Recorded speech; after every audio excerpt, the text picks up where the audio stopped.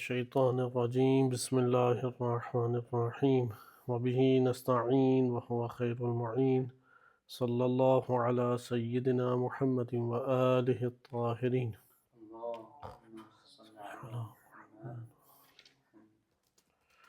قرآن کریم کی آیات علم تری کے عنوان سے آپ کی خدمت میں پیش کی جا رہی تھیں۔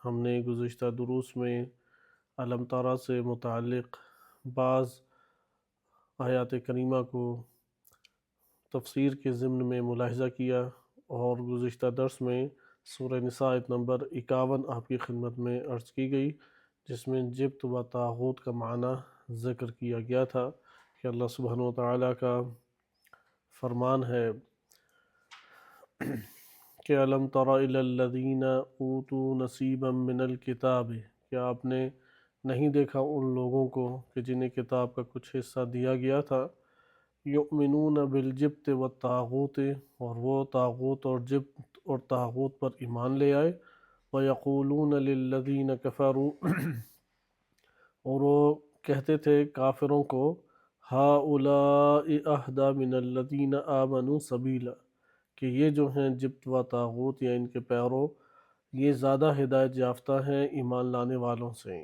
یہ صحیح اور سیدھی راہ کے اوپر زیادہ گامزن ہیں۔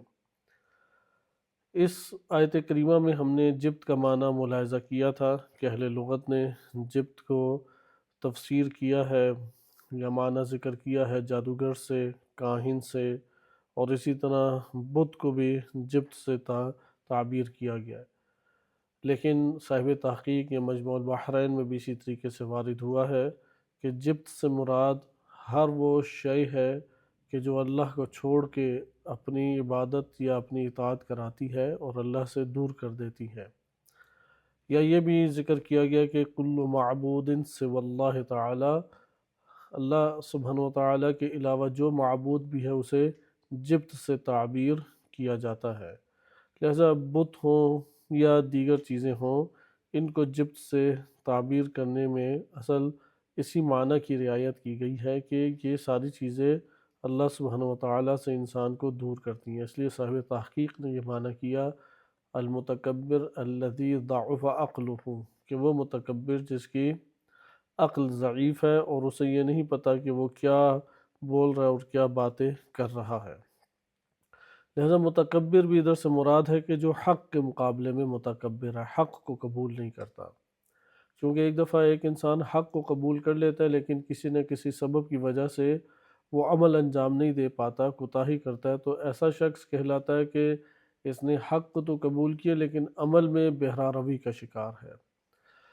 ہم نے پھر اس کے بعد تھوڑا اور وسعت کے ساتھ اس معنی کو مطالعہ کیا، اور اس معنی کو ہم نے ملاحظہ کیا کہ ہر وہ ذات جو حق میں مانے، حق تک پہنچنے میں مانے، چونکہ خود وہ متکبر ذات ہے، لہذا متکبر ذات جو عقل سے ضعیف ہے، عقل سے کام نہیں لیتی۔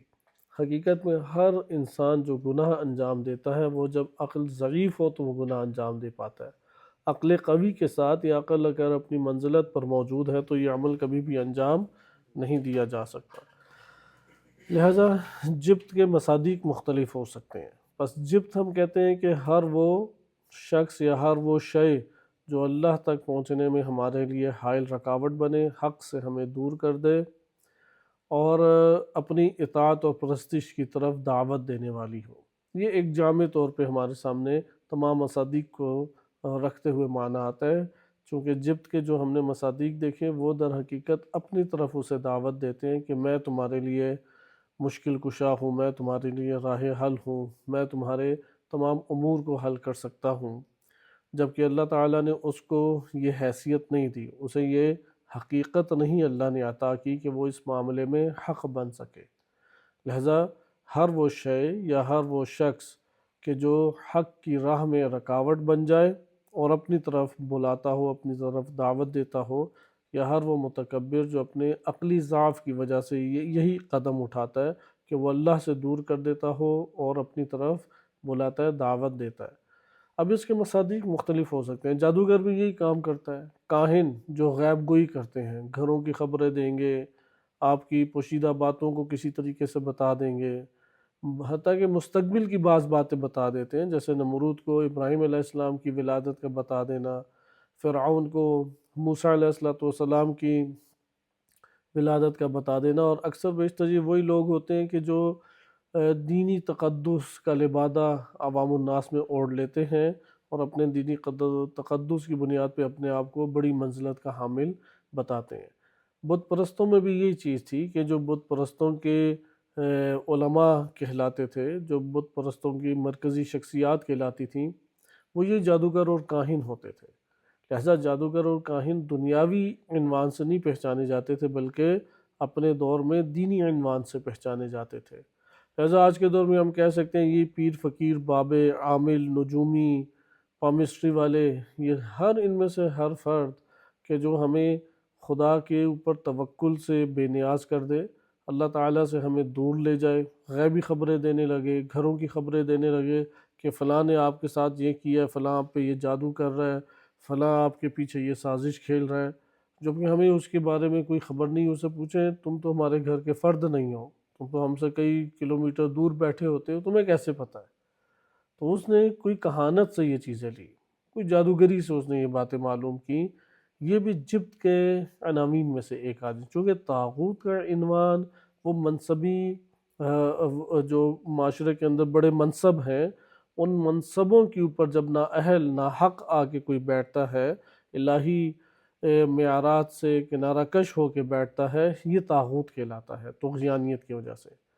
جبت وہ کہلاتا ہے کہ جس کی پرستش کی جاتی ہے، جس کی عبادت کی جاتی ہے، اللہ تعالیٰ کو چھوڑ کے عبادت کی جاتی ہے، اس لیے بتوں کو بھی جبت سے تعبیر کیا گیا ہے۔ ساحر کو بھی، چونکہ ساحر اپنے گرد گھماتا ہے، اپنی باتوں کو حق بیان کر کے پیش کرتا ہے اور اپنے طرف اسے لے کے آتا ہے کہ سب چیزیں جو ہیں وہ میرے قبض قدرت میں ہیں۔ کاہن بھی اسی طریقے سے اپنے طرف دعوت دیتا ہے۔ یہ جو اپنی طرف دعوت دینے کا سلسلہ ہے اور اللہ سبحانہ وتعالیٰ سے دور کرنا ہے، یہ جبت کے اہم ترین مصادیق میں سے ایک مصداق ہے۔ لہذا ہم اگر اس کو تھوڑا دقت نظر سے دیکھیں تو یہ بھی کہہ سکتے ہیں کہ جبت عموماً معاشرے کے اندر دینی طبقات میں ایسی شخصیت جو اللہ تعالیٰ سے دور کر رہی ہے اور اپنی گرد ہی گما رہی ہے اور اپنی طرف لا رہی ہے، اور عوام بھی اس کی شہرت اور اس کی مقبولیت کی وجہ سے اس سے تعلق پیدا کر رہے ہیں، یہ شخصیت جبت کہلائے گی۔ یا وہ پیر بابے عامل نجومی یا طرح طرح کے اور نام لیے ہوئے افراد ہیں کہ جو مختلف کرشمے دکھاتے ہیں، بعض آپ کو حقیقی باتیں بتا دیں گے، کوئی بھی نہیں جانتا وہ باتیں۔ اب یقیناً اس کو جو اللہ سبحانہ وتعالیٰ کی جانب سے ایسا کوئی علم عطا نہیں کیا گیا، بلکہ اس نے جو بھی طور طریقے اختیار کیے ہیں اس طرح کی باتیں بتا کے بندے کو قائل کرنا اور اپنے گرد گھمانا، اب یہ نہیں ہے کہ پیسے لیتا ہو تو یہ علامت ہے، چونکہ پیسے لینا بڑی دنیا داری ہے یا اپنے گرد مجمع اکٹھا کرنا دنیا داری ہے۔ مجمع اپنے گرد اکٹھا کرنا، شہرت، اقتدار، مقبولیت، یہ پیسے تو خرچ کر کے یہ چیزیں لی جاتی ہیں۔ مال کمانا وہ اس کے بعد کا مرحلہ ہے۔ لہذا کتنی سیاستدان ہیں کروڑوں روپے خرچ کر کے اپنی وہ کرسی لیتے ہیں، شہرت لیتے ہیں، کروڑوں روپے اپنی شہرت اور اپنے جلسوں پہ لگاتے ہیں تاکہ ان کے نام لینے والے بنے، مقبولیت ان کو حاصل ہو، شہرت انہیں حاصل ہو۔ لہذا شہرت خود دنیا داری ہے، وہ مال کمانے سے بڑھ کر دنیا داری ہے۔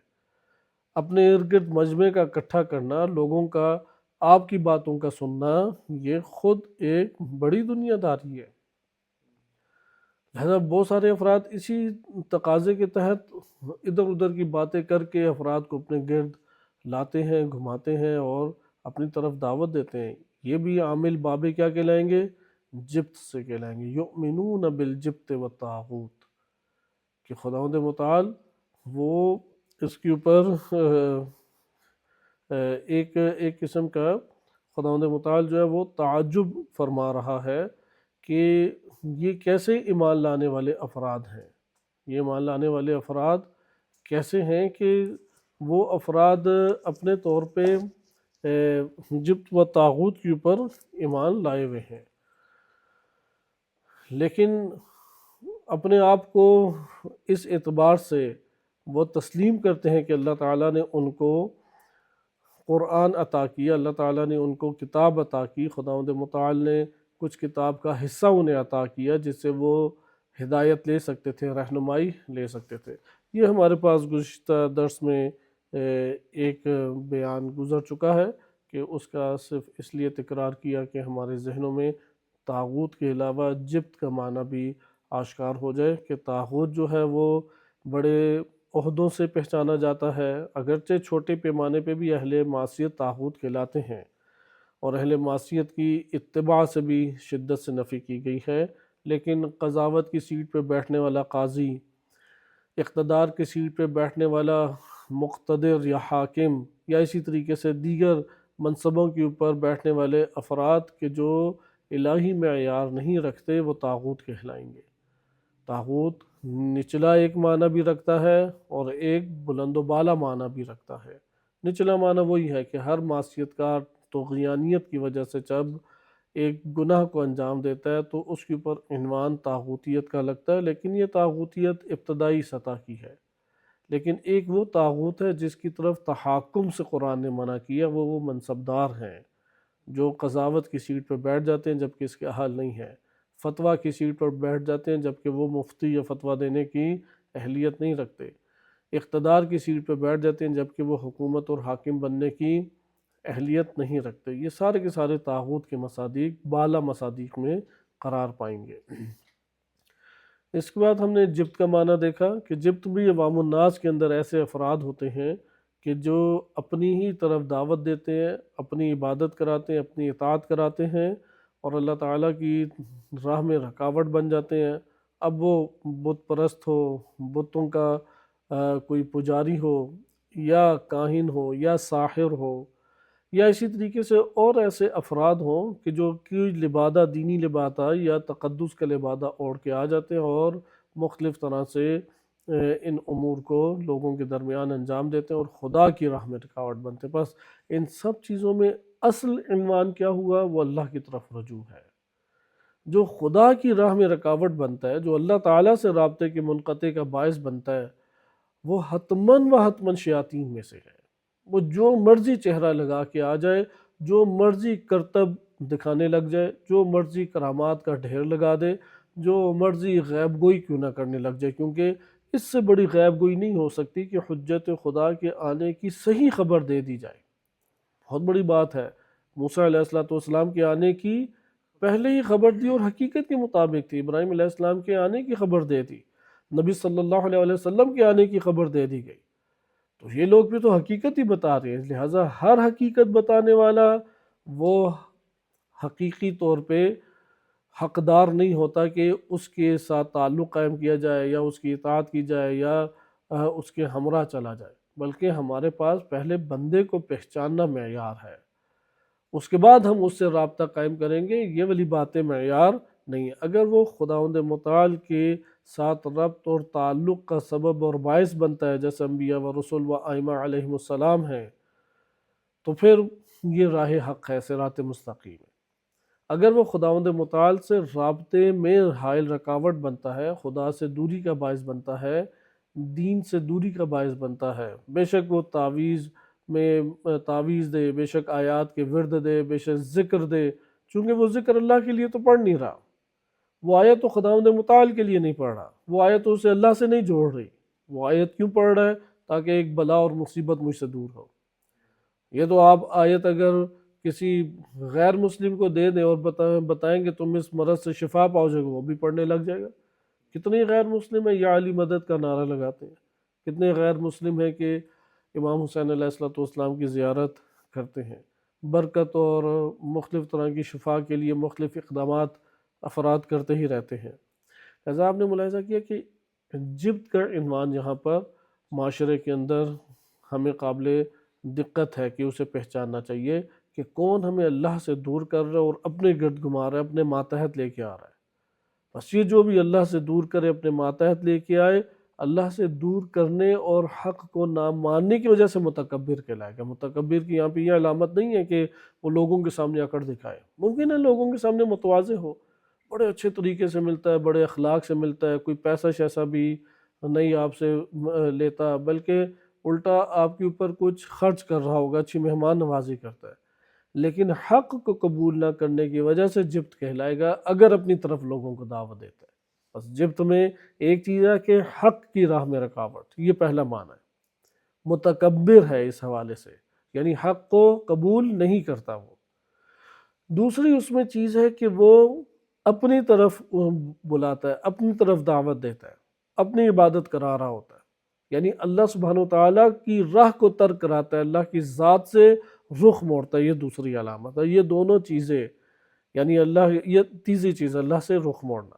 بس پہلی چیز ہوگی متکبر، یعنی حق سے اس نے رخ موڑ لیا، حق کو قبول نہیں کرتا، بے شک اپنی زندگی میں متواضع ہو، بڑے اچھے اخلاق سے ملتا ہو۔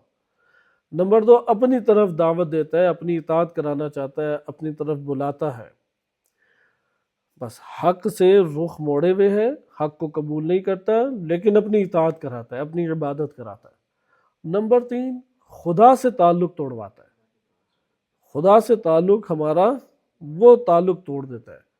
یہ جب تین چیزیں آپس میں جمع ہو جائیں تو عنوان جبت سامنے آتا ہے۔ ہم اب اس کے بعد اگلی آیات کریمہ میں داخل ہوتے ہیں اور اس میں علم تارہ کے عنوان سے دیکھتے ہیں۔ ہمارے پاس ایک دو اور بھی ہیں، لیکن اب ہم آیات کریمہ کہ جن کو ہم موضوعاتی طور پہ مطالعہ کر سکتے ہیں، لیکن ابھی ہم وارد ہوتے ہیں ایک بڑے مجموعے علم تارہ پہ۔ علم تارہ کی آیات کا تقریباً 20 آیات، اگر یہ 40 اور 45 کے درمیان عدد ہے تو تقریباً 20 یا 22 آیات کریمہ وہ اللہ سبحانہ وتعالیٰ کے افعال سے متعلق ہے، افعال الہی سے متعلق ہے، یعنی اس میں غور و فکر کا درس دیا گیا ہے خلقت اور خلقت سے متعلق چیزوں پہ، یعنی اللہ تعالیٰ نے جو کائنات خلق کی ہوئی ہے اور اس سے جو متعلق چیزیں ہیں، جیسا کہ قرآن کریم کی ایک آیت میں آپ کے سامنے پڑھ دیتا ہوں، سورہ ابراہیم آیت نمبر 19 میں ارشاد باری تعالیٰ ہوتا ہے الم تر ان اللہ خلق السماوات والارض، کیا آپ نے دقت نہیں کی؟ ان سب آیات میں دقت مانا ہوگا۔ یہ جو دو آیات ہم نے پڑھی ہیں، طاغوت اور جبت و طاغوت، یہ سورہ نساء آیت نمبر 51، سورہ نساء آیت نمبر 60، وہاں پہ تأسف، افسوس اور تعجب ہے کہ یہ کیسی نوع کا مومن ہے، یا یہ کیسی نوع کا کتاب کا ماننے والا ہے، یا جسے کتاب دی گئی ہے، یعنی یہ منافق انسان ہے۔ منافق کیوں بنا ہے؟ جبت و طاغوت سے تعلق پیدا کرنے کی وجہ سے، اور نقص اس میں نہیں سامنے آ رہا، اور موقف میں پھر اسی کے مطابق اس کے بنتے چلے جاتے ہیں۔ لہذا ہمیں دینداری کی پہچان کا معیار صحیح کرنا ہوگا۔ دینداری کی پہچان کا معیار یہ نہیں ہے کہ احرام کے 2 کپڑے پہن کے عمرہ اور حج کی صورت اختیار کر کے حاجی کہلا دے، یا ہاتھوں میں تسبیح ہے پکڑ کے وہ گھما رہا ہے تو اسے ہم دینداری کا معیار قرار دے دیں، یا خدمت خلق کر رہا ہے تو اسے دینداری کا ایک معیار قرار دے دیں۔ دینداری کا معیار تولا اور تبرہ ہر دو کے اختیار کرنے سے سامنے آتا ہے۔ فقط تولا ہو تب بھی دیندار نہیں ہے، فقط تبرہ ہو تب بھی دیندار نہیں ہے۔ تولا اور تبرہ ہر دو ہوں تو دیندار ہے۔ جیسے قرآن کریم نے سورہ برات نازل کی، سورہ تبرہ نازل کی، اسی طرح قرآن کریم نے سورۃ الکافرون بھی نازل کی ہے کہ جس میں تبرہ کیا گیا ہے اور بیان کیا گیا کہ میرا وہ دین نہیں ہے جو تم لوگوں کا دین ہے۔ اس لیے آپ نے ملاحظہ کیا کہ یہ 2 رکن ایمانی مہم ہیں جو ان 2 آیات میں بیان کی گئی ہیں، سورہ نساء آیت نمبر 60 اور سورہ نساء آیت نمبر 51 میں۔ ان میں تولا اور تبرہ کو دار مدار ایمان کا ان 2 کے اوپر قرار دیا گیا۔ اگر کوئی ان چیزوں سے تولا کرے جن سے تبرہ لازم تھا، یہ بھی منافق انسان کہلائے گا۔ اگر کوئی انسان اس چیز سے مثلا تبرہ کرے جس سے تولا کا حکم تھا، یہ بھی منافق انسان کہلائے گا۔ قرآن نے ہر 2 صورتیں قبول نہیں کی۔ تولا والی چیزوں سے تولا کیا جائے، ان اعبدوا اللہ، اللہ کی عبادت کرو، یعنی یہ ہے تولا، تعلق جوڑو اپنا تم اللہ کی ولایت۔ تولا ولایت صحیح ہے، تولا یعنی اس سے ادھر ولایت سے تم تعلق جو اللہ ولی الذین آمنوا یخرجہم من الظلمات الی النور، ولایت الہی میں آنا تولا ہے۔ اطیعوا اللہ و اطیعوا الرسول و اولی الامر منکم، ان 3 کی اطاعت میں آنا یہ تولا ہے۔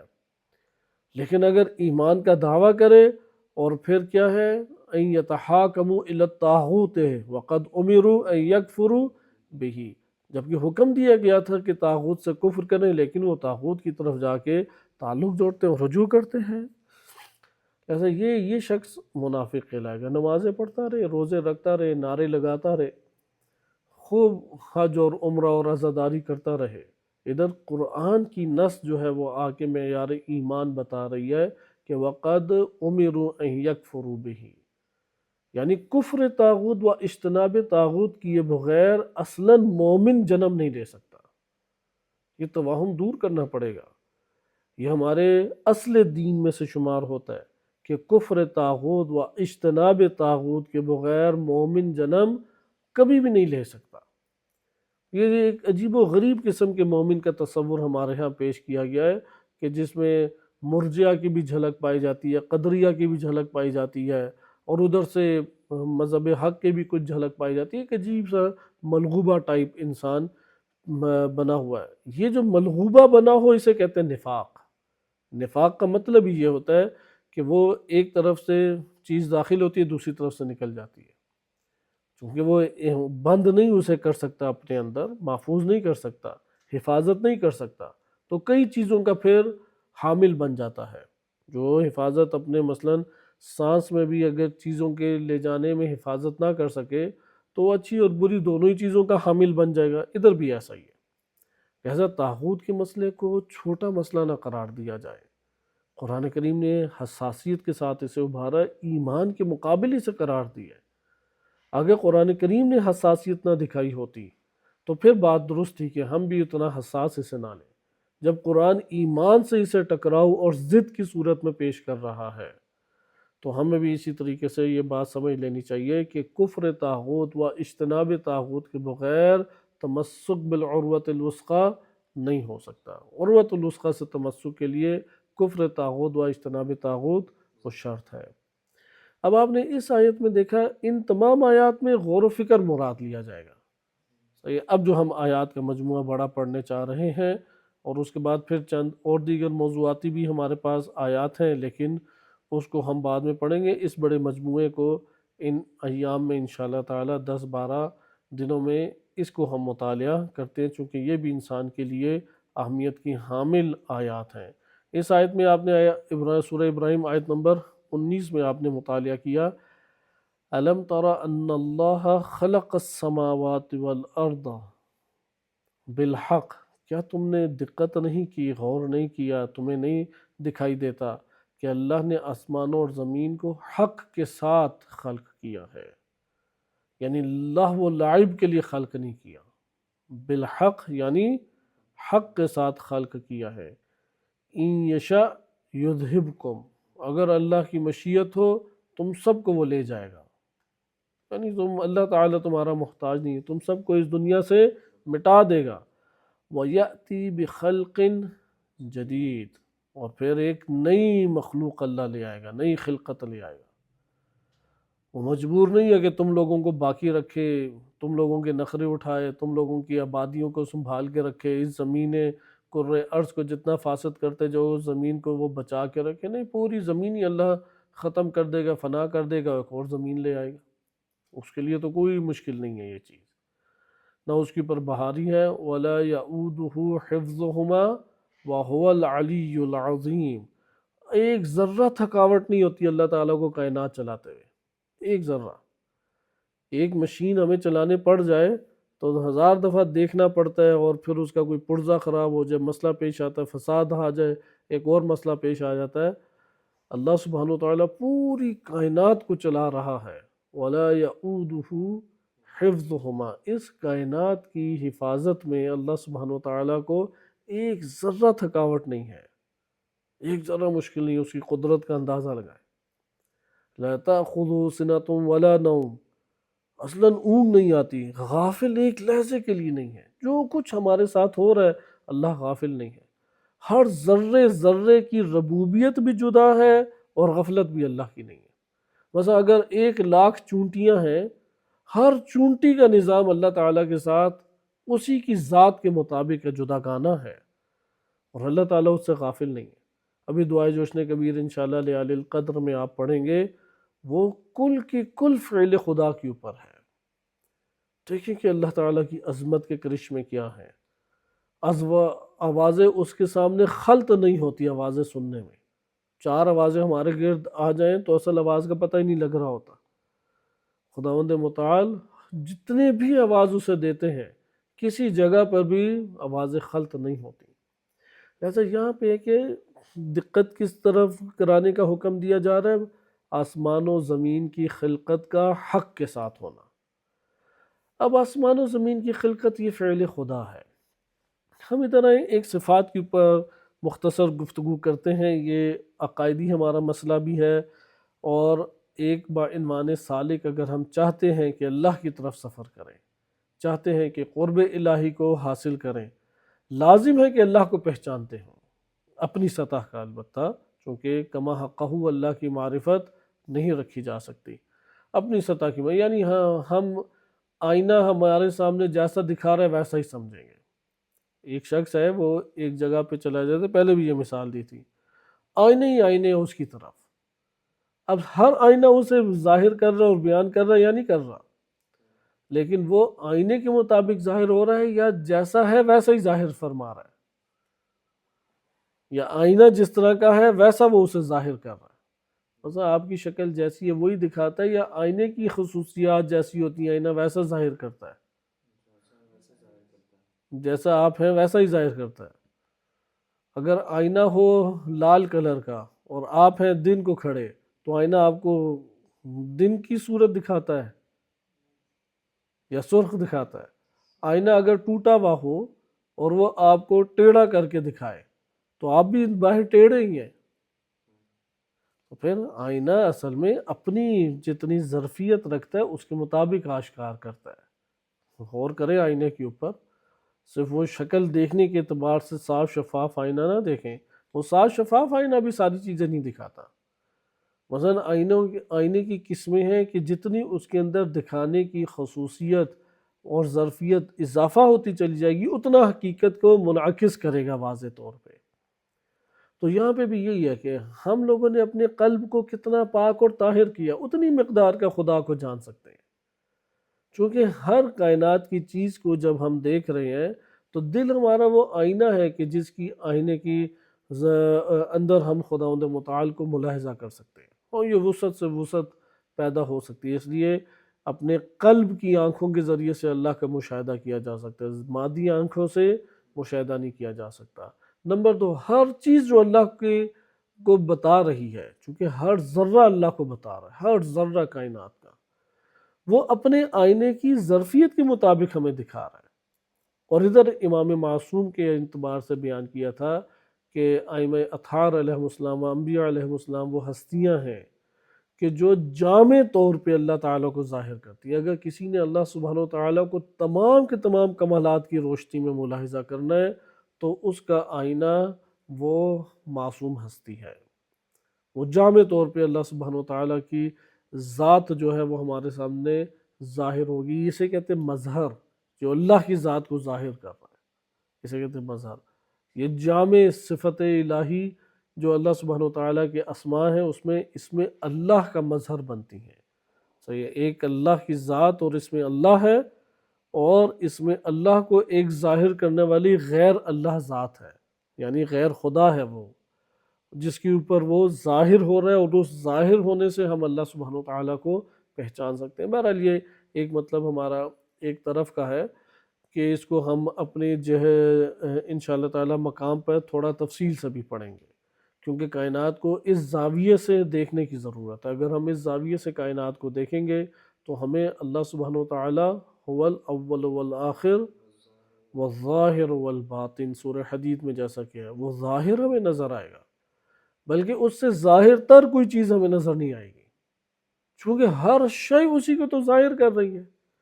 پھر وہ کہ وہ ظاہر نہیں ہے، یعنی ہر آئینہ ایک ذات کو واضح طور پہ بیان کر رہا ہے، ظاہر کر رہا ہے، شکل اس کی دکھائی دے رہی ہے، اور کئی زاویوں سے اسے وہ بیان کر رہا ہے۔ پھر آپ کہیں نہیں یہاں پر تو کوئی بھی نہیں ہے، تو یہ اس کی آنکھوں کا مسئلہ ہے یا ظاہر کرنے والی شے کا مسئلہ ہے؟ ہاں، دل کی آنکھیں جب بند ہو جاتی ہیں، کان جو ہے بہرے ہو جاتی ہیں، زبانیں کنگ ہو جاتی ہیں، تو پھر یہ سما پیدا ہوتا ہے۔ وہ کہتا ہے کہ ہے کہاں ہے اللہ، وہ تو غائب ہے۔ اللہ غائب نہیں ہے بلکہ عبد غائب ہے، وہ بندہ غائب ہے حقیقت میں۔ هو الظاہر والباطن، وہ ہر شے کے باطن میں بھی جائیں تو اللہ ہے، ہر شے میں ظاہر میں جائیں تو تب بھی اللہ سبحانہ وتعالیٰ اجاگر ہے۔ حکیم ہادی سبزوادی رحمۃ اللہ علیہ اسی لیے بیان فرمایا کرتے تھے، ان کی اپنی شرح منظومہ میں بھی ہے کہ شدت ظہور و شدت نورانیت کی وجہ سے اللہ تعالیٰ دکھائی نہیں دیتا۔ جیسے سورج ہے، وہ جب وسط آسمان پر چمک رہا ہو، آپ اس کی طرف نگاہ کریں تو اصلاً اندھیرا آپ کے سامنے آ جائے گا، سورج دکھائی دے گا؟ اصلاً سورج نہیں دے۔ اسی لیے ذات باری تعالیٰ اس قدر ظاہر ہے، اس قدر ظاہر ہے کہ وہ شدت ظاہر ہونے کی وجہ سے وہ ہمیں دکھائی نہیں دیتی۔ خلاصہ کلام ابھی آئے ہم معرفت الہی کے چند مراحل طے کرنے کے لیے ایک نئی بحث کو مختصر سے پیرائے میں کھولتے ہیں، اور وہ ہے اللہ تعالیٰ کی صفات کی بحث۔ اللہ تعالیٰ کی ایک ذات ہے، ایک صفت ہے اور ایک فعل ہے۔ صفت سے اسم پیدا ہوتا ہے، ہر صفت ایک اسم کو جنم دیتی ہے، یا ہر صفت سے ایک اسم پہچانا جاتا ہے۔ مثلا اللہ سبحانہ وتعالیٰ کے پاس رحمت ہے، صفت رحمت ہے، اس سے وہ رحیم، اسم رحیم سامنے آیا۔ اسی طریقے سے علم الہی سے صفت علیم سامنے آئی۔ تو اس لیے صفت اور اسم کی بحث پر آگے ہمارے پاس جداگانہ طور پہ سامنے آتی ہے، لیکن صفت اور اسم دونوں باہم ہی ہیں، اس لیے الگ سے اسماء کو بحث نہیں کیا جاتا۔ اسماء سے حقیقت میں بحث وہ دقیق انداز میں فقط و فقط علم عرفان کرتا ہے۔ اعتقادات میں، ہمارے عقائد میں علماء کلام نے جو ذکر کیا ہے وہ سرسری سی بحث ہے کہ اللہ تعالیٰ کے اتنے اسماء ہیں، مثلا 99 اسماء ہیں یا 300 کچھ اسماء ہیں، اور وہ یہ اسماء ہیں، بس اتنی سی بات ہے۔ لیکن اس کو صحیح طریقے سے وہ عرفان نظری آ کے کھولتا ہے کہ اگر اس کی فرصت ہوئی تو ہم کسی موقع پہ اس کی بھی مختصر بحث اپنے طور پہ پڑھیں گے، لیکن ابھی ہم ذات، صفت اور فعل۔ کائنات کے اندر حقیقت موجود ہے۔ ادھر اپنی ترتیب کا آپ نے خیال رکھنا ہے جو میں آپ کی خدمت میں عرض کر رہا ہوں۔ نکات اوپر نیچے کر دیے تو صحیح فہم حاصل نہیں ہو پائے گا، اور اسی طور پہ سوچیں، چونکہ کل بھی ہم کوشش کریں گے اس صفت فعل کے اوپر بحث کریں، اور پھر ہم ان آیات میں داخل ہوں گے۔ سب سے پہلی چیز ہے، کائنات میں میرے وجود سے ہٹ کر، میری روح اور جسم سے ہٹ کر حقیقت اپنی جگہ ثابت ہے۔ مادی حقیقت بھی اور غیر مادی حقیقت، حقائق اپنی جگہ پر ثابت ہے، میں ہوں یا نہ ہوں وہ ثابت ہے۔ انہی حقائق میں اصل حقیقت اللہ تعالیٰ کی ذات ہے، وہ ایک حقیقت ہے کائنات کے اندر، اگرچہ وہ مادی حقیقت نہیں ہے، غیر مادی ہے لیکن حقیقت ہے۔ کائنات کے اندر جتنے بھی حقائق ہیں وہ سارے کے سارے جس ذات سے چل رہے ہیں وہ اللہ تعالیٰ کی ذات ہے۔ آغاز بھی اسی سے ہے، بقا بھی اسی سے ہے، اور اسی کی طرف پلٹنا ہے، اس کی حد سے باہر ہی نہیں جا سکتا اصلا۔ بالفرض ہم ایک فرضی مثال لیں، آغاز ادھر سے ہو گیا، چونکہ آغاز کی بات سمجھنا کوئی مشکل نہیں محسوس ہوتا، اس کی حد سے باہر نہ جانا یہ بہت دقت طلب چیز ہے۔ اگرچہ اس کو بھی بڑے ہمارے پاس وافر ادلہ موجود ہیں کہ اللہ تعالیٰ مبدا ہے، ہر شے کی ابتدا اللہ تعالیٰ سے ہو رہی ہے، هو الاول، ہر شے میں وہ اول ہے، اور کوئی شے آپ نہیں لا سکتے مگر یہ کہ وہ آخر ہے، ان دو کے درمیانی ہے، یعنی دائرہ الہی سے باہر کوئی بھی شے نہیں ہو سکتی، کوئی بھی شے نہیں ہے۔ اب ہم اس کائنات کے اندر یہ پہلا نقطہ ہم نے غور کیا کہ حقیقت موجود ہے، حقیقت موجود ہے۔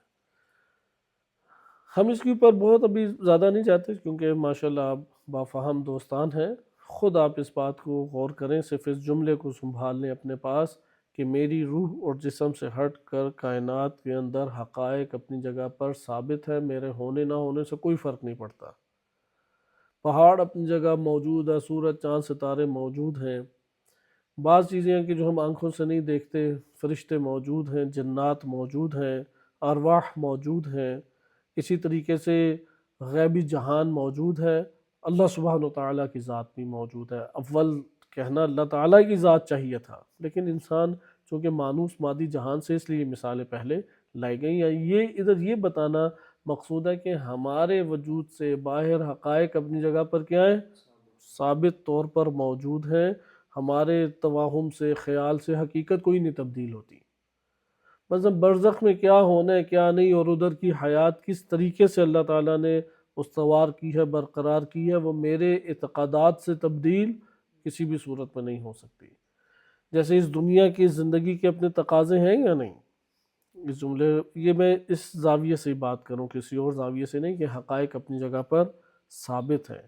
حقائق کے ثبوت کو جاننے کے لیے یہ بات اور یہ مطلب آپ کے سامنے پیش کیا جا رہا ہے کہ اس مطلب کو سمجھیں ہم، کہ کیونکہ مادی جہان تو ہمیں واضح نظر آتا ہے، لیکن غیر مادی جہان کی صرف ایک مثال سے بات سمجھائی جائے تاکہ آپ تعقل کر سکیں یا اس موضوع کو پڑھ سکیں۔ یہ موضوع خود قابل مطالعہ ہے، آئے گا اسی کو جس نے مطالعہ کیا، اسے نہیں آئے گا کہ جس نے صرف 4 باتیں سن لیں۔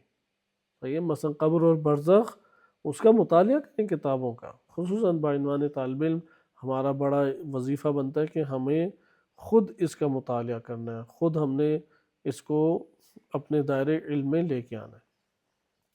لیکن میں سمجھانے کی غرض سے آپ کے سامنے یہ نقطہ عرض کر رہا ہوں کہ جس طرح سے اس دنیا کے اندر حیات ہے، اس دنیا کے اندر اللہ تعالیٰ نے جس طرح سے حیات قرار دی ہے، اسی طریقے سے اگلے جہان میں بھی حیات ہے۔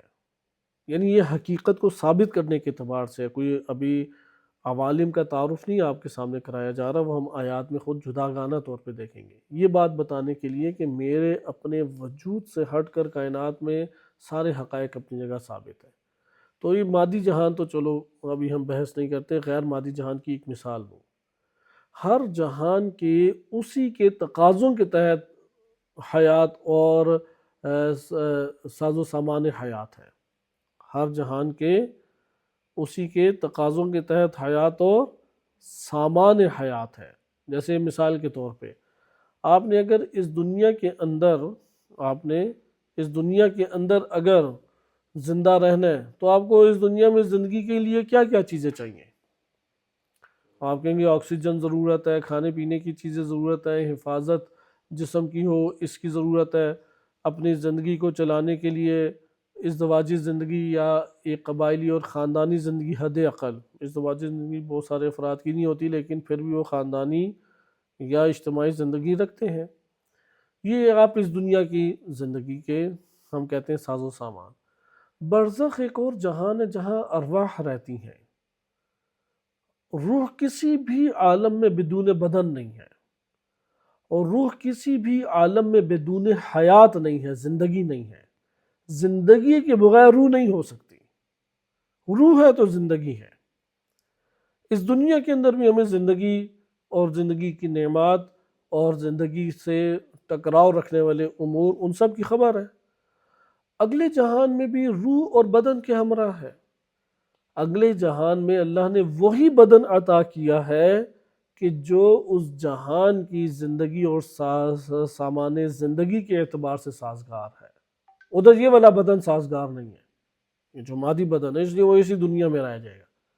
اگلے جہان میں کون سا بدن ہوگا جو ادھر کی زندگی کو احساس کر سکے، ادھر کی زندگی کو جی سکے انسان۔ اس دنیا کی زندگی جینی تھی، روح کا تعلق مادی جسم سے دے دیے چونکہ مادہ ہی مادہ ہے۔ اگلے جہان میں برزخی زندگی ہم نے بسر کرنی ہے، جسم کون سا مل جائے گا؟ برزخی جسم مل جائے گا، لیکن ادھر بھی حیات ہے، ادھر بھی زندگی کا ساز و سامان ضروری ہے، بالکل اسی طرح جیسے ادھر ہے۔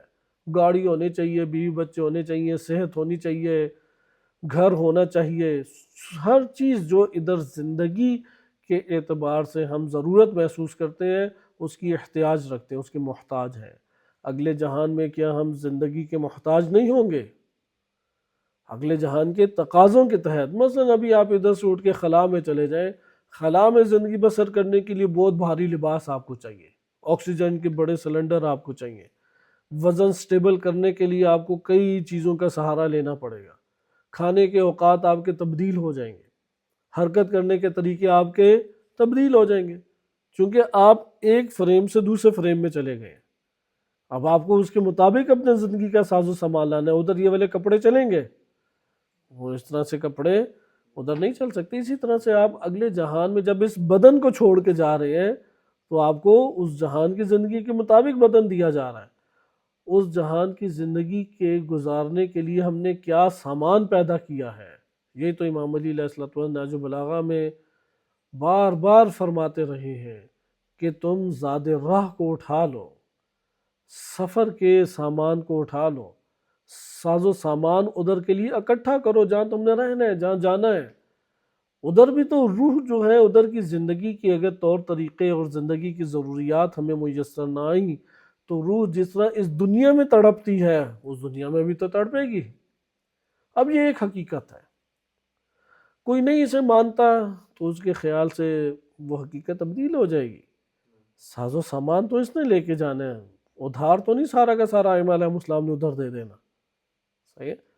ادھر ان کے بالفرض آسان مثال کے طور پہ ان کی کالونی میں کوئی جھونپڑی بنائیں گے تو ائمہ علیہ السلام اپنی ولایت میں اسے قبول کریں گے اور پھر کسی گھر میں ممکن ہے شفٹ کر دیں۔ جو ان کے سرزمین تک ہی نہیں رسائی حاصل کر سکا وہ کن خوابوں میں بیٹھا ہوا ہے، وہ گزارتا رہی ادھر زندگی اپنے طور پہ۔ لہٰذا یہ پہلی چیز ہو گئی، ہماری ذات سے باہر حقائق کیا ہیں؟ ثابت ہیں۔ نمبر 2، ہم نے حقیقتوں کو سے تعلق پیدا کرنا ہے، یہ مجبوری ہے ہماری، ورنہ زندگی بسر نہیں کر سکتے۔ ہم نے ان حقائق سے کیا کرنا ہے؟ تعلق پیدا کرنا ہے۔ جس نوعیت کی حقیقت ہے اسی نوعیت کا تعلق پیدا کریں گے۔ اس کی مثال بالکل اسی طرح، اگر سیڑھیاں ہیں تو ہم سیڑھیاں اترنے والا اپنے جسم کا انداز رکھیں گے، لیکن آج آپ نے کچھ ایسی ویڈیوز بھی دیکھی ہوں گی اور آپ کے ساتھ بھی کبھی ایسا ہوا ہوگا، آپ سمجھ رہے ہیں کہ سیڑھی ہے لیکن وہاں پہ سیڑھی نہیں ہوتی، اور آپ سیڑھی والے انداز میں جب قدم رکھتے ہیں تو کیا ہوتا ہے؟ انسان گر جاتا ہے، ٹھوکر کھاتا ہے، گر جاتا ہے، چل نہیں سکتا۔ یہی اس کائنات کے اندر ہے۔ جو چیزیں حقیقت نہیں ہیں انہیں حقیقت سمجھ کے گزاریں گے، جیسے بہت ساری چیزیں، پریاں نہیں ہے کوئی اس دنیا کے اندر، چڑیلے کوئی نہیں ہے، کوئی اس طرح سے آ کے انسان کے وجود کی پرتاری ہو کے عجیب و غریب حرکتیں انجام نہیں دیتا، کوئی ایسی چیز نہیں ہے۔ توہمات ہے انسان کے، بدروئیں آ کے انسان کے اوپر چڑھ دوڑے، کوئی ایسی چیزیں وجود نہیں رکھتی۔ لیکن انسان اپنے توہمات میں اس کو قوی کر لے، وہ گھبراتا رہے گا، ڈرتا رہے گا، بری حالت اس کی ہو جائے گی، ایک عجیب سا فشار اور سٹریس اپنے اندر لینا شروع کر دے گا۔ کیوں ایسا ہوا ہے؟ چونکہ اس نے حقیقت کو نہیں سمجھا، حقیقت سے حقیقت کا معاملہ اس نے قائم نہیں کیا۔ حقیقت سے حقیقت کا معاملہ قائم نہیں کریں گے تو خود نقصان اٹھائیں گے، کسی اور کو نقصان نہیں ہے۔ بس پہلی چیز ہے حقائق موجود ہیں۔ نمبر 2 چیزیں، ان حقیقتوں سے ہمارا تعلق قائم بھی کیا گیا ہے اور کرنا بھی ہے۔ نمبر 3، حقیقت سے صحیح تعلق اسی وقت قائم ہو سکتا ہے جب اس کی معرفت ہو، جب اس کی معلومات ہوں، یعنی پتہ ہو کہ یہ کھڈا ہے، پتہ ہو کہ یہاں پہ زمین صحیح ہے، معلوم ہو کہ یہ جو چیز ہے یہ جلانے والی ہے یا نقصان پہنچانے والی ہے۔ ہر پتہ کھانے والا نہیں ہوتا، بعض پتے زہریلے ہوتے ہیں، جن کو نہیں پتہ ہوتا وہ حقیقت سے تو تعلق جوڑتے ہیں، لیکن کیسا تعلق جوڑا؟ نقصان کا تعلق، اس سے اجتناب کا تعلق اس نے جوڑنا تھا۔ بس انسان یا نقصان کر بیٹھتا ہے جس سے جو تعلق جوڑنا چاہیے تھا وہ تعلق نہیں جوڑ پاتا اگر اسے علم اور معرفت نہ ہو، یا اصلاً توہمات میں زندگی بسر کرتا ہے، جو حقیقت نہیں، اپنی وسوسوں میں اور اپنی وہمیات میں حقیقت بنا کے اس کے ساتھ مربوط ہے، اور ایک عجیب سٹریس اور فشار اس نے اپنے وجود کے اوپر لیا ہوا ہے، یا مختلف طرح کی گمراہیوں میں انسان پڑا ہوا ہے۔ جیسے متکبر انسان ہوتا ہے، وہ اپنے آپ کو بہت بڑا خیال کر رہا ہوتا ہے جبکہ اندر سے اتنا ہی وہ چھوٹا ہوتا ہے، تو اس خیال پردازی کی وجہ سے تنہا رہ جاتا ہے، کیونکہ اس کے قد کاٹ کا کوئی ہے ہی نہیں، اور جب سب سے بالا تر ہے تو تنہا ہی ہوگا۔ لہذا یہ ہم نے ملاحظہ کیا کہ یہاں پہ ہمیں 3 چیزوں کی حاجت پیش آ گئی۔ حقیقت اپنی جگہ ہے، حقیقت سے تعلق ہم نے قائم کرنا ہے۔ نمبر 3، حقیقت سے صحیح تعلق کب قائم کیا جا سکتا ہے؟ جب اس کی صحیح معلومات ہوں۔ جب تک صحیح معلومات نہیں ملیں گی حقیقت کی شناخت نہیں ہوگی۔ حقیقت کی شناخت نہیں ہوگی، حقیقت سے صحیح تعلق پیدا نہیں ہو سکے گا۔ اس باب میں آئیں تو کائنات میں سب سے بڑی حقیقت وہ اللہ تعالیٰ کی ذات ہے، اصل حقیقت بلکہ ہے ہی وہ۔ اب اللہ تعالیٰ کے مقابلے میں بقیہ چیزیں کیا ہیں، مختلف طرح سے لوگوں نے نام دیے ہیں۔ مثلا قرآن کریم کہتا ہے کہ اللہ کی ذات خالق ہے، بقیہ سب مخلوق ہے۔ اللہ کی ذات رب ہے، بقیہ سب مربوب ہے۔ اللہ کی ذات مالک ہے، بقیہ سب مملوک ہے۔ اللہ تعالیٰ کی ذات مولا ہے، بقیہ سب عبد ہے۔ اللہ کی ذات رازق ہے، بقیہ سب مرزوق ہے۔ یہ تعارف ایک ہمارے سامنے آ جاتا ہے۔ ہم اس میں تھوڑا دقیق تعارف لیتے ہیں۔ ہم جانتے ہیں کہ کائنات میں قانون کو ہم دیکھتے ہیں، ایک چیز گیلی ہوتی ہے، ہم سوال کرتے ہیں کہ یہ کیسے گیلی ہوئی؟ آپ کہتے ہیں ادھر گیلا کپڑا تھا۔ پھر سوال کرتے ہیں اچھا یہ گیلا کپڑا تھا، کپڑا کیسے گیلا ہوا؟ کہا کہ نلکے کے نیچے تھا۔ کہا کہ اچھا نلکا کیسے گیلا ہوا؟ کہا کہ نلکے میں پانی تھا۔ کہا کہ پانی کیسے گیلا ہوا؟ اس کا کوئی جواب ہے ہمارے پاس؟ ہمارے پاس یہاں پہ سلسلہ رکنا چاہیے، ورنہ گلاہٹ نہیں شروع ہو سکتی۔ کائنات میں کہیں گلاہٹ نہیں ہوگی۔ اسی طرح آپ ایک برتن دیکھتے ہیں، چکناہٹ ہے، ہم کہتے ہیں کیوں برتن میں چکناہٹ ہے؟ آپ کہتے ہیں کہ چونکہ اس میں سالن تھا۔ کہتے ہیں اچھا سالن میں چکناہٹ کہاں سے آئی؟ آپ کہتے ہیں چونکہ وہ تیل ڈالا۔ تیل میں چکناہٹ کہاں سے آئی؟ یہاں پہ ہم کہیں گے کہ یہاں پہ سلسلہ ختم ہونا چاہیے، وَإِلَّا چکناہٹ کا سلسلہ شروع کبھی بھی نہیں ہو سکتا۔ کوئی اور آپ مثال لے لیں۔ یہ ہم اولاد ہیں، ہم پیدا کس سے ہوئے؟ والدین۔ وہ کس سے پیدا ہوئے؟ پیچھے سلسلہ یہاں تک کہ ختم ہوگا آدم علیہ السلام کس سے پیدا ہوئے؟ وہ کسی سے بھی نہیں پیدا ہوئے۔ صحیح ہے، اللہ تعالیٰ وہ اللہ سے پیدا نہیں ہوئے، اس لیے آپ کہیں کہ وہ پیدا لم یلد ولم یولد ہے، اللہ سے پیدا نہیں ہوئے۔ صحیح ہے، یہاں پہ ہم کیا کہیں گے کہ پیدائش کا سلسلہ کہاں سے شروع ہوا؟ آدم علیہ السلام سے، خود وہ اصل منبع ہے۔ اس کی ایک اور مثال بھی لے لیتے ہیں۔ آپ کہتے ہیں میرے گھر میں یہ جو نالی میں پانی آ رہا ہے یہ کہاں سے آ رہا ہے؟ کوئی کہتے ہیں یہ پائپ سے آ رہا ہے۔ پائپ میں پانی کہاں سے آ رہا ہے؟ وہ کہتے ہیں کہ یہ مثلا پانی آ رہا ہے فلاں نہر سے۔ نہر میں پانی کہاں سے آ رہا ہے؟ چشمے سے۔ چشمہ کہاں سے پانی لے رہا ہے؟ وہاں سے چشمہ ہم کہیں گے زمین سے خود پھوٹ رہا ہے وہ۔ بالآخر ایک منبع پہ آپ ختم کریں گے، اسی لیے یہ ہمارے پاس انسائکلوپیڈیا معلومات جو دی جاتی ہیں یا آئی کیو ٹیسٹ میں بھی اس طرح کے سوال آتے ہیں کہ فلاں سمندر کس طرح بنا؟ صحیح ہے، فلاں سمندر کا اصل مرکز کیا ہے؟ جیسے اس ٹائم بحیرہ عرب میں جو دریا گرتے ہیں پاکستان کے، اکثر بیشتر دریا کہاں سے نکلتے ہیں؟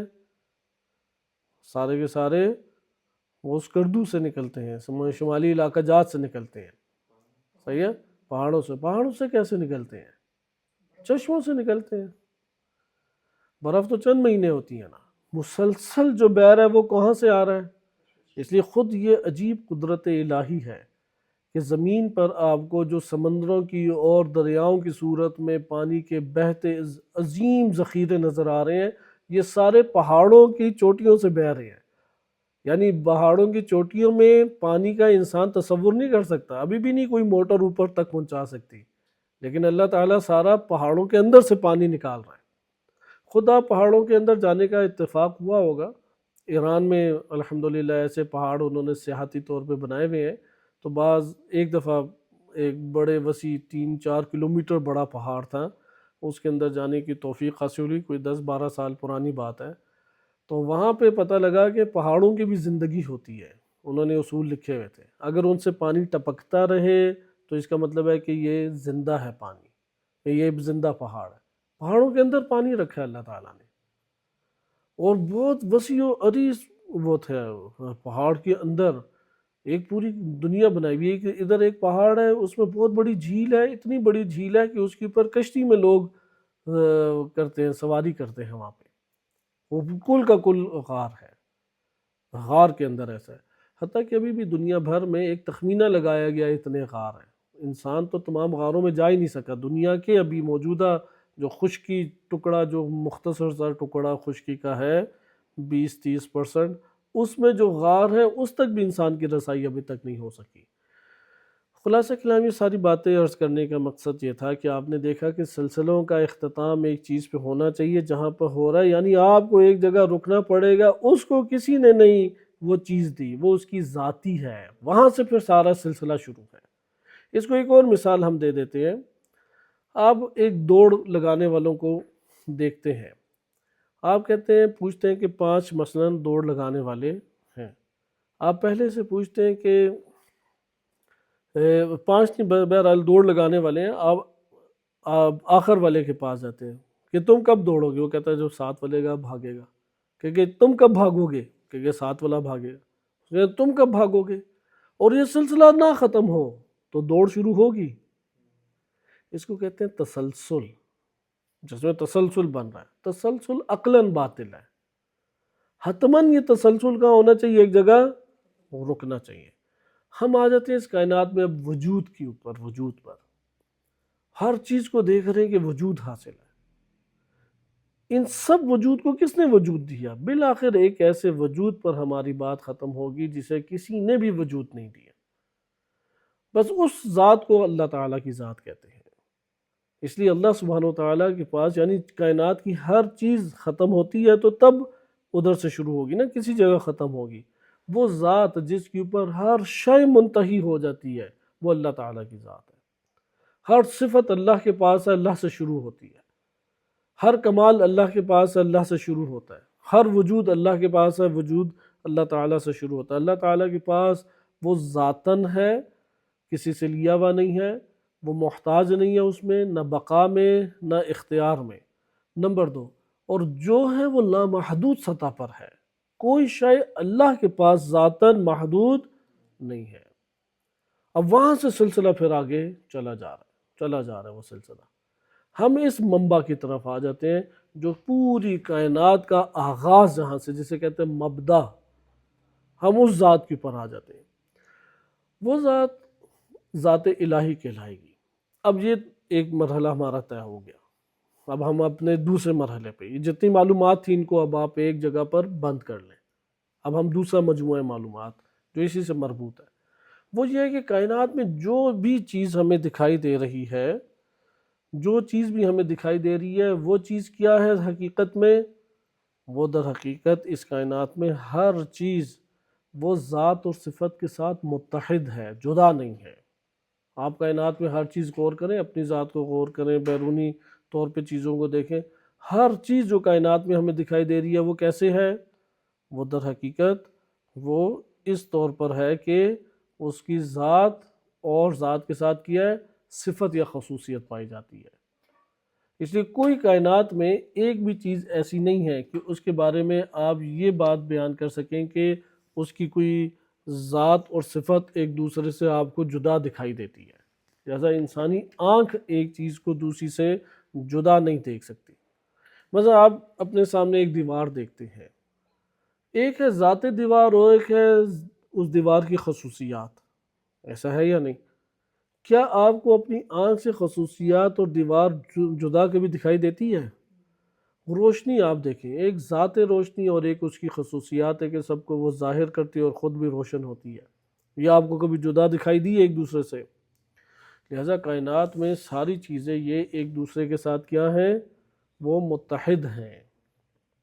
وہ کیا ہیں؟ ساری چیزیں متحد ہیں۔ مثلا آپ اپنے ہاتھوں کو دیکھیں، رنگت ہے اور ایک جلد کی ذات ہے، آپ کو وہ آنکھوں سے کبھی جدا دکھائی دیتی ہے؟ کبھی نہیں۔ اسی طرح لیبارٹری میں بھی آپ انہیں جدا نہیں کر سکتے، صفات کو ذات سے جدا لیبارٹری میں بھی نہیں کیا جا سکتا کہ فقط ذات رہ جائے اور صفت نہ ہو۔ اب یہ تجربہ بھی آپ کر کے دیکھ لیں، کوئی بھی کائنات کے اندر آپ کو ایک ذات نہیں ملے گی جس کی لیبارٹری آ کے صفات اور کیفیات کو جدا کر دے۔ صحیح، مثلا لیبارٹری بہت زیادہ کیا کرے گی کہ یہ جراثیم ہے، اس کے اندر یہ ایٹم ہے، ایٹم کے اندر الیکٹران، پروٹون، نیوٹران ہے۔ مثلا نیوٹران کے اندر اتنے عناصر ہیں، وہ صرف اور صرف ذات کو جدا کر رہی ہے، صفت کو کہاں پہ اس نے جدا کیا؟ صفت اس کے لیے جدائی کے قابل لیبارٹری میں نہیں ہوتی۔ بالفرض مان لیں کہ اس نے ایک چیز کو مثلا دوسری چیز بنا دیا، تو اس نے ایک صفت سے دوسری صفت میں ڈھالا ہے، صفت سے جدا نہیں کر سکتے۔ ذات سے صفت کو جدا کرنا ہو تو اس کی لیبارٹری کا نام ہے عقل، فقط اور فقط عقل ہے، خیال بھی نہیں یہ کر سکتا، خیال بھی ہمیشہ ذات الگ سے بنا دے گا۔ آپ غور و فکر سوچوں میں کر لیں، جتنے بھی کریں گے آپ دیکھیں گے ذات اور صفت آپ بنا رہے ہیں، اس کی ذات اور صفت میں اضافہ کرتے جا رہے ہیں، صفت کو ذات سے جدا نہیں کر سکتے۔ صفت اور ذات فقط اور فقط ایک جگہ پہ جدا ہوتی ہے، وہ کون کر سکتا ہے؟ وہ عقل انسانی ہے۔ لہذا عقل انسانی یہاں پر جو بیان کرے گی وہ حقیقت کو ایک زبان دے رہی ہے، یہ زبان بیان ہے فقط، حقیقت کو تبدیل نہیں کر سکتی۔ حقیقت اپنی جگہ ثابت ہے، جیسے ہم نے پہلے مجموعہ معلومات میں پڑھ لیا، ہم نے دوسرا مجموعہ معلومات اب پڑھ رہے ہیں، پہلے مجموعہ معلومات میں پڑھ لیا میرے نفس اور میری ذات سے باہر ہر حقیقت اپنی جگہ پر ثابت ہے، وہ جو ثابت اپنی ذات اور صفات کے ہمراہ یا صفات کے بغیر ہے، ذات صفات کے بغیر ہوتی ہی نہیں ہے، ذات صفات کے بغیر کبھی بھی نہیں ہوتی۔ خالص ذات کہاں سے آپ لے کے آئیں گے جس کی کوئی صفت اس کے ہمراہ نہ ہو؟ لہذا یہاں پر یہ اب دوسرا مجموعہ معلومات ہمیں یہ بات بتا رہا ہے کہ ذات اور صفت متحد ہیں، خارج میں انسان کے نفس سے باہر حقیقت کی دنیا میں ایک دوسرے سے جدا نہیں ہوتی۔ ہاں ہو سکتا ہے ایک صفت ختم ہوگی دوسری صفت آ گئی، ایک حالت ختم ہوگی دوسری حالت آ گئی، کوئی حالت ہی نہ اس کے اوپر ہو طاری، ہے نہیں ہو سکتا۔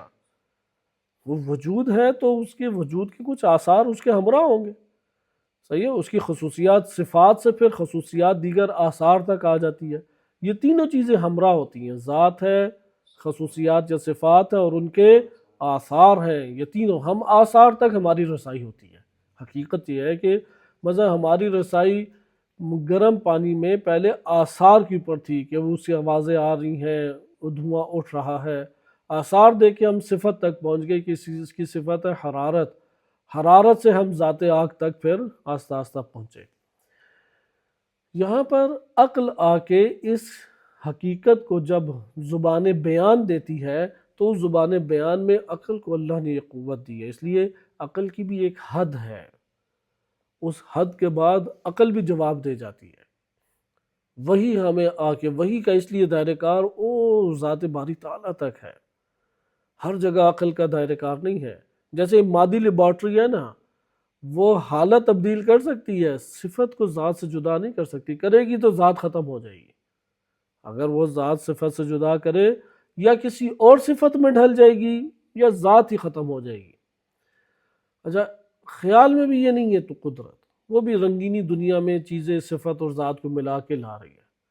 عقل کے مرحلے میں جو لیبارٹری اللہ نے دی ہے وہاں پہ وہ ایسی باریک بینی کے ساتھ تفکیک کرتی ہے کہ انسان دنگ رہ جاتا ہے، کیا اللہ نے قوت عطا کی ہے، وہاں پہ ذات کو صفت سے جدا کر لیتا ہے۔ قوت عقل کیا ہے؟ وہ اپنے ذہن میں عقل کی قوت وہ ذات کو صفت سے جدا کر رہے ہیں۔ وہ کہتے ہیں آپ انسان حیوان ناطق ہیں، پھر آپ کاتب بھی ہیں، پھر آپ مثلا نائم بھی ہیں، پھر آپ ضاحک بھی ہیں، پھر آپ مثلا جالس بھی ہیں، فلاں فلاں صفات ثابت اس کے لیے کرتے ہیں، صحیح ہے؟ یہاں پہ عقل آ کے آپ کو بتائے گی۔ لہذا عقل حقیقت کو پڑھنے کی اصل زبان ہے، اصل حقیقت کو بیان کون کرتا ہے؟ عقل آ کے بیان کرتے ہیں، لیکن عقل بھی جو حقیقت کو بیان کرے گی وہ ایک حد تک کر پائے گی، اس کے بعد وہ نہیں رکھتی، چونکہ عقل کا تعلق جو ہوتا ہے وہ در حقیقت تحلیلی تعلق ہے۔ تحلیل کرنا آپ جانتے ہیں، آپ جب پانی میں نمک جب مکس کرتے ہیں تو کیا کہتے ہیں؟ پانی میں حل ہو گیا ہے، صحیح ہے نا؟ سوال بھی کیا کہتے ہیں؟ حل ہو گئی ہے، مشکل حل ہو گئی، یعنی اب وہ مشکل نہیں رہی، کھل گئی ہے۔ حل ہونا یعنی چیز کا کھول دینا، اپنے اپنے تمام گراہوں کو اس نے کھول دیا، اسے کہتے ہیں حل ہونا۔ یعنی نمک جو بند تھا وہ سارا پانی میں حل ہو گیا، یعنی کھل گیا، تمام بکھر گیا پانی میں۔ اسی طریقے سے عقل آ کے یہ کام کرتی ہے، وہ تحلیل کرتی ہے، وہ جڑی ہوئی چیزوں کو کھول دیتی ہے، صحیح ہے؟ عقل آ کے یہ کام کرتی ہے کہ جڑی ہوئی چیزوں کو کھول دیتی ہے۔ اس کے لیے وہ اسے پھر منطقی ضابطے چاہیے ہوتے ہیں اور فلسفی ضابطے چاہیے ہوتے ہیں، اس لیے منطق اور فلسفہ وہ حس کی دنیا سے کئی گنا عظیم و بہترین ایک تشریح و تفسیر ہے، نہیں پہنچ سکتی حس کی دنیا اس سطح تک، حس کی دنیا کا عقل کی دنیا تک رسائی نہیں ہے۔ اس لیے عقل آ کے تحلیل کرتی ہے، عقل آ کے کھولتی ہے، اس لیے عقل آ کے ایک چیز کو کھول کے اپنے پاس رکھ دے گی۔ اس کے بعد تعلق اگر جوڑنا ہے تو پھر تو وہ اب ذات اور ذات سے تعلق، اور اس میں احساسات کا تعلق، اس کے ساتھ ایک وابستگی، یہ سارے کام پھر دیگر ہیں، یہ قلب انجام دیتا ہے، یا ہم قلب نہ کہیں بلکہ ہم بالفرض کہہ سکتے ہیں کہ وجودی ایک تعلق ہے، صحیح ہے، حضوری ایک تعلق ہے انسان کا۔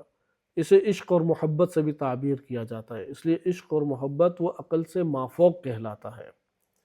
عشق اور محبت سے وہ چیزیں انسان معلوم کر لیتا ہے کہ وہ عقل کی تحلیل میں نہیں آنے والی، وہ عقل کی چھلنی سے گزر کے اسی طریقے سے باقی رہ جاتی ہے، چھلنی سے ہی نہیں گزر پاتی، لہذا عقلی تحلیل میں نہیں آتی۔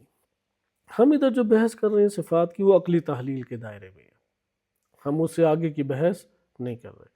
بس آپ جو دعائے کمیل میں گریہ و زاری کرتے ہیں اور اللہ تعالیٰ کی وجود کا ایک احساس کرتے ہیں، اور اس احساس کے کرتے ہوئے اپنے آپ کو حقیر اور اللہ سبحانہ وتعالیٰ کو عظیم قرار دے رہے ہوتے ہیں، اور اس احساس کی وجہ سے آنسو نکلتے ہیں، یہ عقلی تعلق نہیں ہے، یہ انسان کا عقلی نہیں بھئی، یہ عقل سے آگے کا تعلق ہے، یا مافوق تعلق ہے۔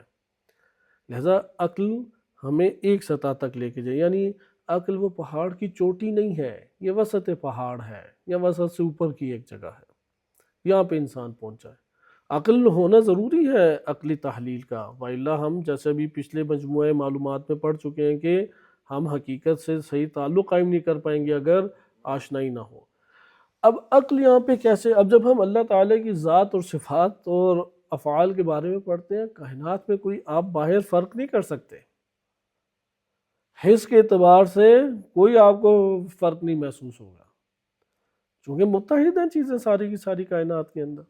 عقل آ کے اس حقیقت کی تشریح کرتی ہے، حقیقت کی مثلا تشریح اس طریقے سے کرتی ہے، ایک ذات الہی ہے توحید میں، ایک اسماء و صفات الہی ہے توحید میں، اور ایک افعال الہی ہے توحید میں۔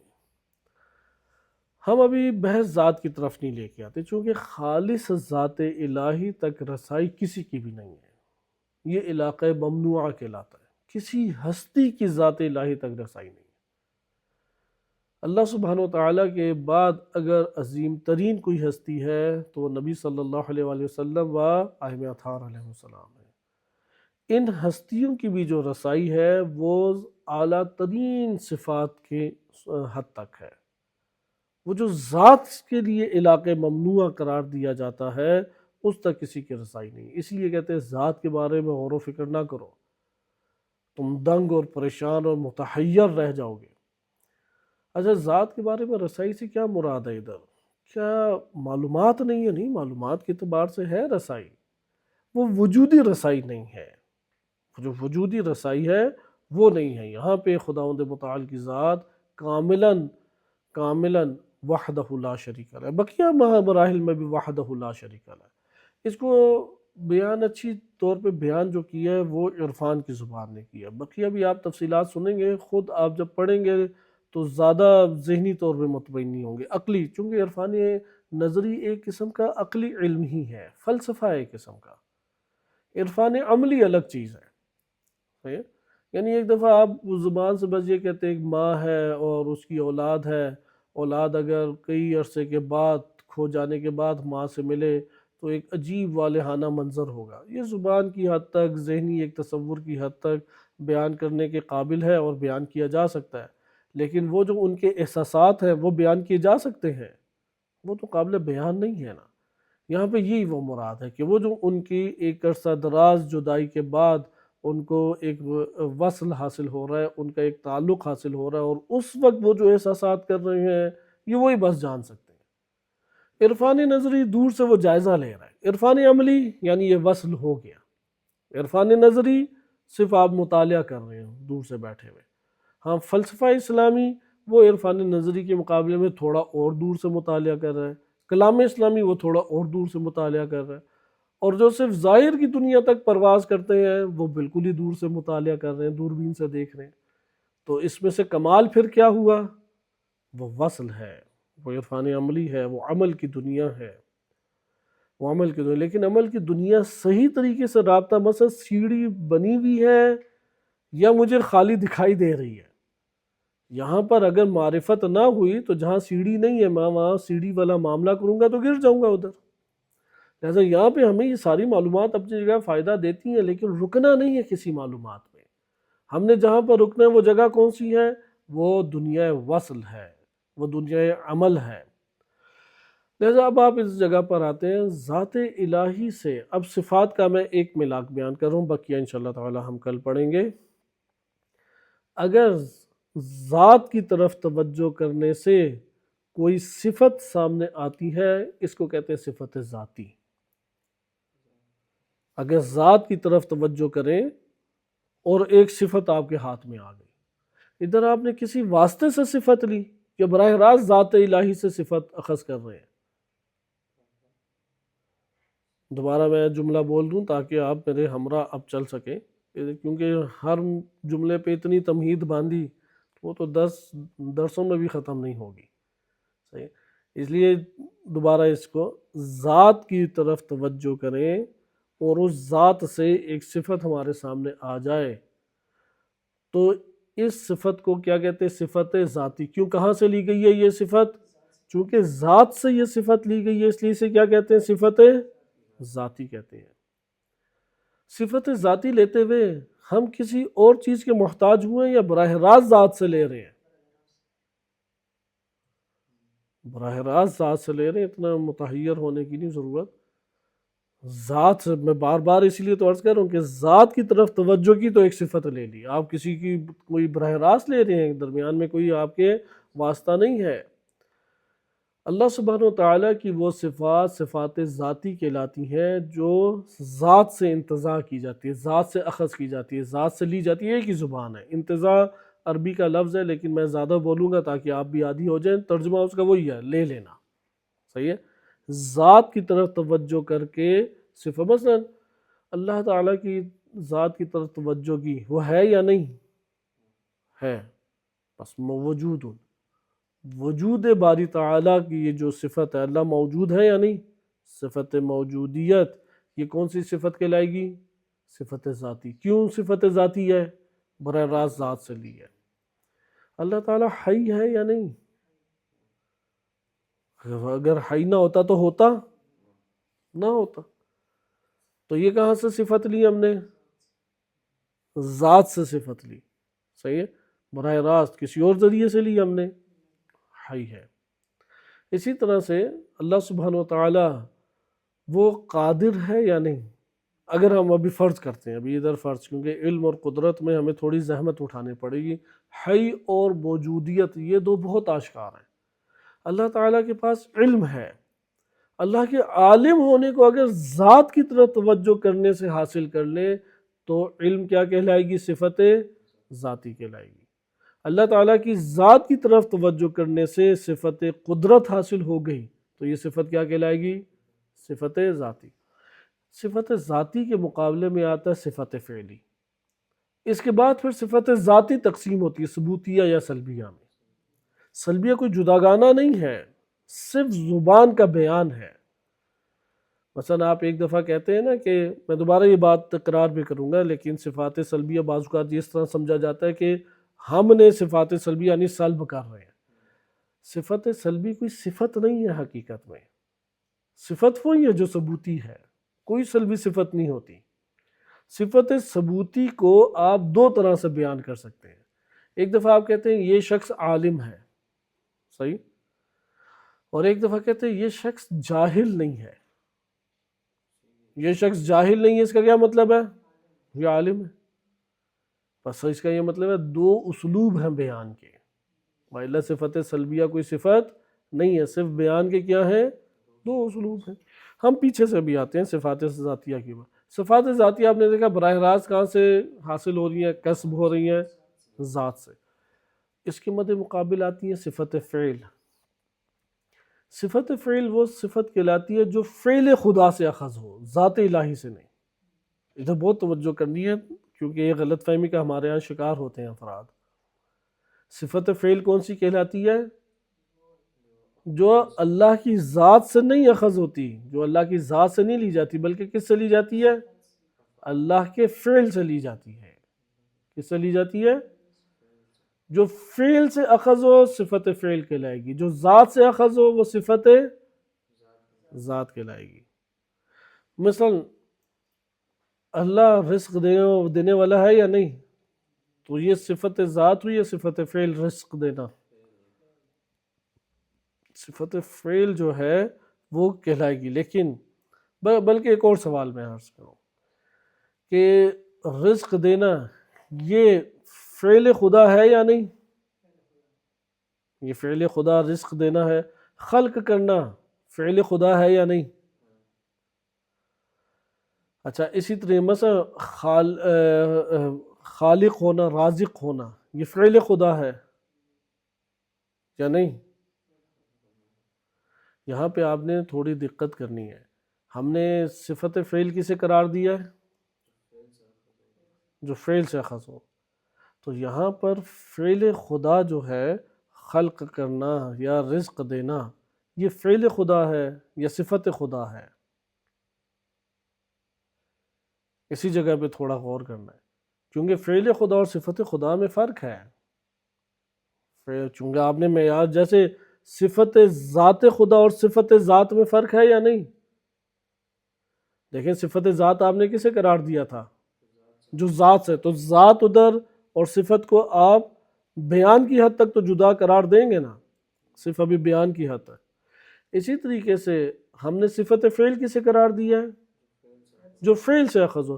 تو فعل خدا اور صفت فعل وہ جدا ہوگی یا نہیں؟ وہ جدا ہوگی۔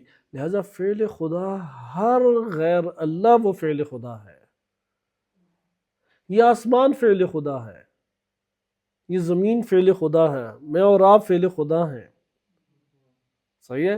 اس فعل سے جب آپ نے دیکھا نا کہ یہ آسمان، زمین، چاند، ستارے، مخلوقات، ادھر آپ نے کہا کہ صفت کے لیے خالق کی، کیونکہ خلق ہوئے ہوئے ہیں نا، یہ بس خلقت کیا ہوئی فعل خدا۔ اس فعل خدا سے جو صفت اخذ ہوئی وہ کیا کہلائے گی؟ خالقیت۔ درست ہے؟ اسی طریقے سے آپ نے دیکھا کہ یہ رزق ہے، جیسے آپ کے سامنے کھانا پڑا ہوتا ہے، یہ رزق خدا ہے۔ درست؟ اسی طریقے سے کسی کے لیے مثلا جانور کے لیے کوئی چیز جو اس کے لیے مہیا کی گئی ہے کھانے کے لیے، وہ رزق خدا ہے۔ اس رزق سے کیا ہمیں حاصل ہو رہا ہے؟ صفت رازقیت۔ صفت رازقیت اس سے ہمیں حاصل ہو رہی ہے۔ لہذا اس جگہ پہ آپ نے مطالعہ کیا کہ فعل خدا سے صفت خدا حاصل ہوتی ہے۔ جب ہم صفت خدا کہتے ہیں تو اس سے پہلے کون ہوگا؟ فعل خدا۔ بالکل اسی طرح جب ہم صفت ذات کہتے ہیں تو اس سے پہلے کون ہوگا؟ ذات الہی، ذات خدا۔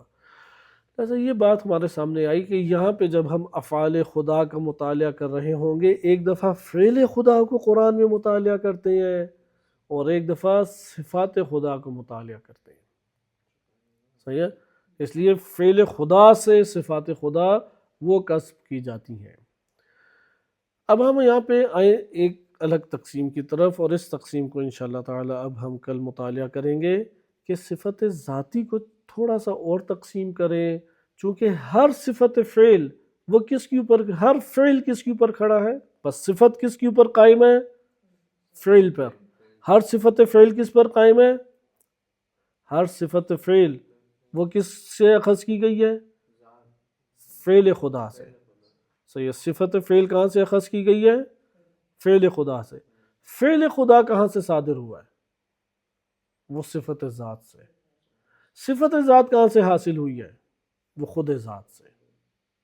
دوبارہ میں یہ ترتیب بیان کر دوں، سوچ لیں کہ کتنا غور و فکر کیا ہے علماء نے سابقہ دور میں۔ یہ ہزاروں لاکھوں سال پہلے سے انسان جو ہے وہ ان نتائج تک پہنچا ہوا ہے۔ ہمیں اس سے بہت آگے جانا چاہیے۔ اس لیے ابھی اسماء و صفات کی بحث فعل خدا اور فعل اور صفات فعل سے پہلے ہے، جس کے اوپر دعائے جوشن کبیر ہے، اور دعائے جوشن کبیر کی شرح بہت عمیق۔ دعائے جوشن کبیر اصلاً ناممکن ہے کہ کسی غیر معصوم سے صادر ہو سکے۔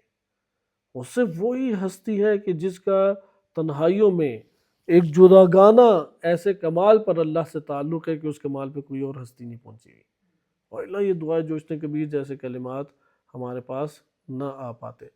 خلاصہ کلام ادھر دوبارہ غور کریں، اگر ذات پر توجہ کریں اور صفت حاصل ہو، اسے کہتے ہیں صفت ذاتی، صحیح ہے؟ جیسے حی اللہ تعالیٰ کی ذات ہے، علیم ہے، قدیر ہے، درست۔ اور اگر ایسا ہو کہ فعل کو آپ نے ملاحظہ کیا، فعل الہی کو، فعل کو دیکھا اور اس سے آپ نے صفت کو اخذ کیا، تو اس کو کیا کہتے ہیں؟ صفت فعلی کہا جاتا ہے، صحیح، یہ صفت فعلی کہلاتی ہے۔ یہ صرف اللہ تعالیٰ کی ذات کے لیے نہیں ہے معیار، کائنات میں عموماً ہر شے میں ہم اسی طریقے سے ملاحظہ کرتے ہیں صفات کی دنیا کو۔ مثلا ایک شخص ہے، اس نے پکڑ کے خوب اپنے گھر میں مار دھاڑ شروع کر دی، آپ اسے کیا کہیں گے؟ ضارب، مارنے والا، صحیح ہے؟ ایک شخص ہے کہ اس نے پکڑ کے کسی کو قتل کر دیا، اب فعل قتل سے آپ نے کیا اخذ کیا؟ صفت قاتل، صحیح ہے؟ ایک شخص بڑا علم کا سمندر اور نچھاور کر رہا ہے علم اپنے طور پہ، آپ نے اس کے فعل علم کو دیکھ کے عالم، انشاءاللہ بھی آئے گا کہ آیت اللہ جوادی عاملی حافظہ اللہ تعالیٰ نے اپنی کتاب میں یہ تحریر کی ہے کہ بعض ایسی صفات بھی ہیں وہ ذات میں بھی اور فعل میں بھی ہیں، جیسے علیم ان میں سے ایک ہے، وہ ہم بعد میں پڑھیں گے، ابھی بہرحال اتنا دقیق گئے تو پہلے والا بھی کہیں ذہن سے نکل نہ جائے، ہم اس کے پہلے والے حصے کو پکڑ لیں کہ ذات سے اگر حاصل کریں تو صفت ذات ہے، فعل سے حاصل کریں تو صفت فعل ہے، صفت فعل سے فعل تک پہنچتے ہیں، فعل سے چونکہ ہر فعل کہاں سے صادر ہو رہا ہے؟ صفت ذات سے، ہر فعل کہاں سے صادر ہو رہا ہے؟ ہاں، اس لیے کوئی فعل اللہ تعالیٰ کا نہیں ہو سکتا جو صفت ذاتی کی اساس کے اوپر نہ صادر ہو رہا ہو۔ یہی وجہ ہے کہ صفت ذاتی کو اللہ تعالیٰ سے سلب نہیں کیا جا سکتا، صفت فعل کو سلب کیا جا سکتا، کیونکہ ایک فعل اللہ نے انجام نہیں دیا تو ادھر سے صفت فعل ہمارے لیے صادر ہوگی، ادھر سے اخذ ہو سکتی ہے؟ نہیں اخذ ہو سکتی۔ لہذا ہر فعل کہاں سے صادر ہو رہا ہے؟ صفت ذات سے، صفت ذات، اور صفت ذات کہاں سے ہے؟ ذات باری تعالیٰ سے ہے۔ اب ہم یہ یہاں پہ آج کی جو آپ نے آیت کریم کا مطالعہ کہ علم ترى کیا ہے؟ علم ترى ان اللہ خلق السماوات والارض بالحق، کیا آپ نے غور نہیں کیا، دقت نہیں کی کہ اللہ نے آسمان اور زمین کو حق کے ساتھ خلق کیا ہے؟ اب آسمان و زمین کو جب غور کریں گے تو ہم بھی اللہ تعالیٰ کی اس بات کی تصدیق قلب سے کریں گے کہ خلق السماوات والارض، یعنی وہ خالق ہے۔ بس فعل الہی ادھر کیا ہے؟ سماوات والارض، حق کے ساتھ ان کا ہونا، یہ کیا ہو جائے گا؟ فعل الہی۔ اس فعل الہی سے کیا ہم نے کیا؟ خالق کا ہونا، اللہ تعالیٰ کا خالق ہونا۔ بقیہ انشاءاللہ اگلے درس میں مطالعہ کریں گے۔ صلی اللہ علیہ سیدنا محمد و آلہ طاہرین۔